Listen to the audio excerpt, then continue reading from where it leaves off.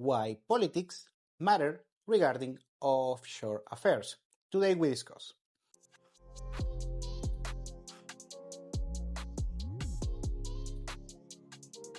something that I read a lot, I hear a lot, and that in theory should be the case, but in practice it ain't the case, is regarding politics and business and offshore affairs. Something that you hear, and this comes mainly from the US, is that you should not care about politics because you have to make money and do business and yada yada yada. And that's a beautiful way of seeing life. However, politics affects your real life, your everyday circumstances. And also, you have a country like the US that is, let's say, particular compared to the rest of the world. So if you may have the luxury, because it's a luxury, to ignore politics in order to just concentrate on your business, on your trade, on your skills, whatever might be the case. That, of course, I understand is the main thing. You cannot sit and wait the political issues to be solved, because it ain't the case. But you need to track it down, especially if it affects your particular trade, your particular business, your particular profession, your personal finances, or your industry overall. And sadly, most of the time, it does affect your personal finance situation. It is what it is, you like it or not, regarding inflation, interest rates, bureaucracy, work permits, taxes, whatever might be the case. And in other countries, and goes from someone that is, let's say, a novice on the offshore affairs, that it will always affect whatever you want to do abroad. Because in the US, since, it affects a lot, and actually not only affects on the national picture, but also on regional picture. It's not the same thing living in Florida compared to California, New York, Texas, whatever may be the case. You know how it is. When you go abroad, it affects way more how the politics affects way more your affairs at any given country, especially if you're an American citizen, because the relationship between the US and the country that you want to do offshoring, that can create some consequences, and even in some cases that could be severe. I'm saying this because I see a lot of people, especially in the United States, that they live life, let's say they are a dentist or something like that, and they are very good being a dentist, doing their work every single day, don't caring much about other issues, and then they travel abroad and a lot of bad things happen. First thing is because they know nothing about such country, how to navigate the situation. This is just for visiting, let alone if you want to open bank accounts, getting paperwork, a second passport, a residency, investing in real estate, whatever might be the case. So they underestimate how politics will affect your relationship with such country, and that will be very expensive, and many times not only money but also on time, and sadly some tragical situations. The first recommendation that I can give someone watching this from the States, if other American tells you that you should not care about politics, especially if you're thinking of offshoring yourself, the first thing I'm going to say is you're not in Kansas anymore. Now, the US is a completely different situation, because regardless if you have a bad president, a bad governor, a bad mayor, or a bad Congress, or whatever may be the case, that actually happens a lot in the US, but also the way that the political structure and the macroeconomic structure has a particular design, and it's going to affect, by the way, ask Jay Powell. But what will end up happening is that, of course, it's going to affect, but still on the macro level, the country, the US economy is so robust that still you can make a bunch of things and go through with a bunch of projects, especially business projects, regardless of the, let's say, a dire situation on regional politics or even nationwide politics. Now, when you go abroad, it's a completely different situation. For instance, in Latin America, how the country goes depends a lot on how good or how bad is the president in charge at any given moment. When a country in Latin America is, let's say, fairly developed, it's because they had a succession of several good or at least mediocre presidents.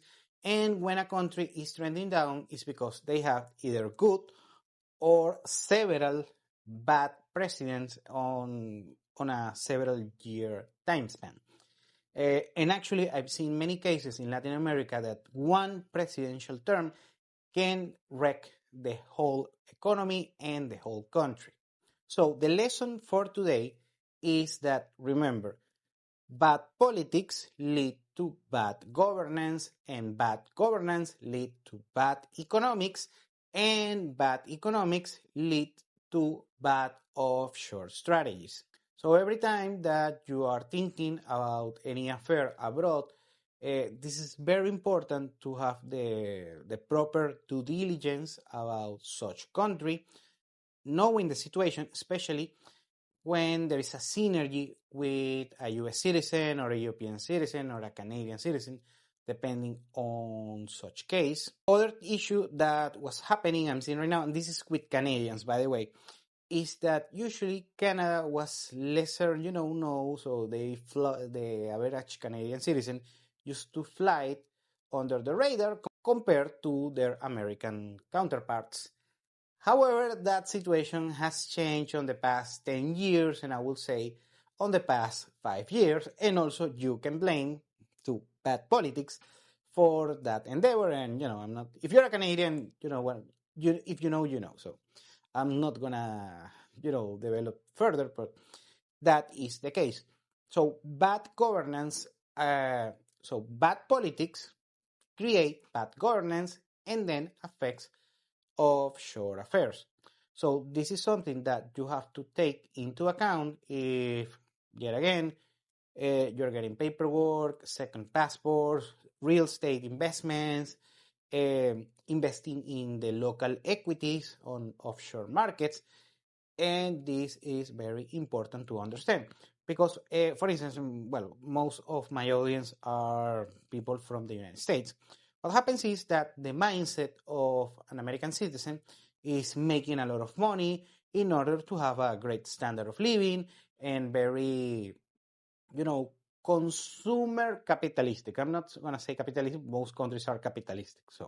But this very materialistic consumption, and that creates the incentives in order to have a particular mindset, because you want the bigger house, the bigger car, the nicer car, the vacation, the trips to Disneyland, whatever might be the case. And that's cool. And actually, several countries work like that. Not as much as on the States, but work on a similar structure. If you compare it, let's say, with Europe, it's not the case. In Europe, people are more, let's say, more discreet.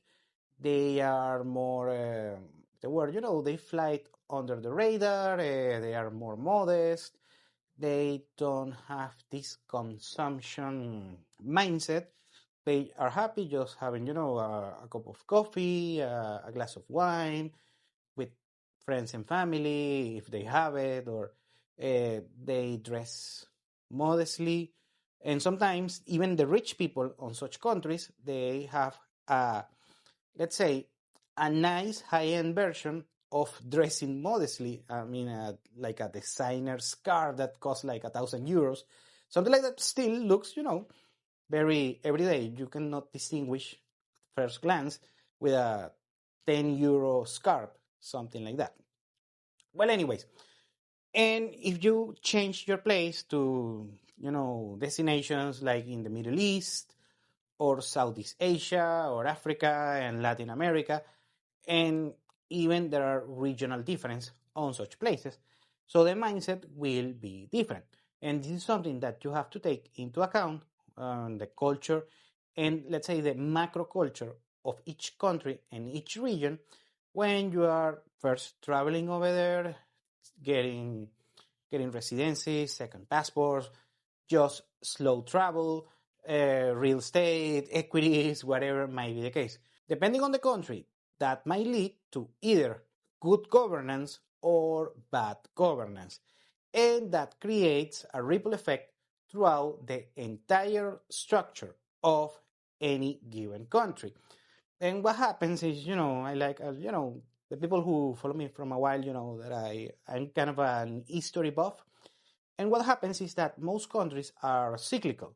They have good years and good decades and bad decades. For instance, Eastern Europe, a beautiful region of the world with significant growth, but still has a glass ceiling.